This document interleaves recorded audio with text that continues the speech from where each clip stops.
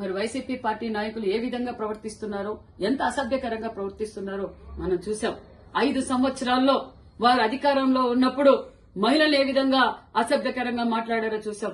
యువతను ఏ విధంగా అసభ్యకరంగా మాట్లాడారో చేశారు. మరి మేధావులను ఏ విధంగా అవమానపరిచారో చూసాం. అమరావతి రైతులను ఏ విధంగా అవమానపరిచారో చూసాం. ప్రజలందరూ ఇది చూసే జగన్మోహన్ రెడ్డి గారికి 11 సీట్లకే పరిమితం చేసి బుద్ధి చెప్పారు.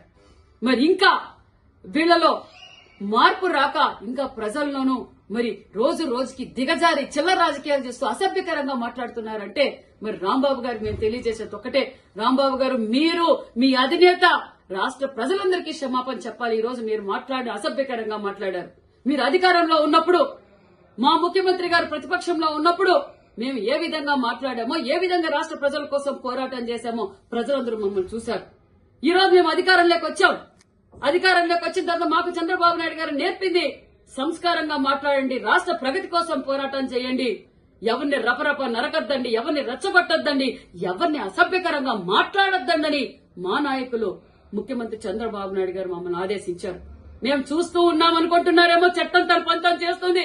మా యువగల అధినేత నారా లోకేష్ బాబు గారు ఒక్క మాట చెప్తే మీ వైసీపీ నాయకులు ఒక్క గడప దాటి కూడా బయటికి రారన్న విషయం తెలియజేస్తున్నాం. మేము రెచ్చగొట్టకూడదు, మేము దౌర్జన్యాలకు పాల్పడకూడదని మా యువగల అధినేత నారా లోకేష్ బాబు గారు సంస్కారంతో ఈ రోజు రాష్ట్ర ప్రగతి కోసం ఈ రోజు మేము కష్టపడుతుంటే మీరు మా మాన్యశ్రీ ముఖ్యమంత్రి చంద్రబాబు నాయుడు గారిని ఈ విధంగా అసభ్యకరంగా మాట్లాడతారా? సిగ్గుస్తరం ఉందా? మనిషి అయితే నువ్వు మాట్లాడతావా రాంబాబు? నువ్వు యావత్ ఆంధ్రప్రదేశ్ ప్రజలందరికీ ఈ రోజు బహిరంగంగా మీరు క్షమాపణ చెప్పాలి, లేకపోతే చట్టం తన పనిచేస్తుంది. ఖబర్దార్ ముఖ్యమంత్రి గారి గురించి మాట్లాడే అర్హత గాని నీకు లేదు. నువ్వు సంస్కారహీనుడు. నువ్వు ఏ విధంగా మంత్రిగా ఉన్నప్పుడు పనిచేసావో యావత్ ప్రజలు చూశారు. నువ్వు మహిళలపైన ఏ విధంగా ప్రవర్తించావో మహిళలందరూ చూశారు. యావత్ ఆంధ్రప్రదేశ్ ప్రజలు నిన్ను చీకొడుతున్నారు.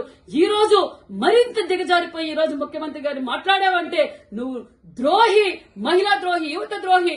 నీ అంత సంస్కారహీనులే లేరన్న విషయం కూడా తెలియజేస్తున్నాం. మరొక్కసారి నీకు తెలియజేస్తున్నాం, ఖబర్దార్. మా యువగల అధినేత అనుకుంటే ఒక్క అడుగు కూడా నువ్వు బయటకు పెట్టలేవు. మేము నీకు సంస్కారవంతులం. మేము మీ అధినేత మీకు అది నేర్పలేదు.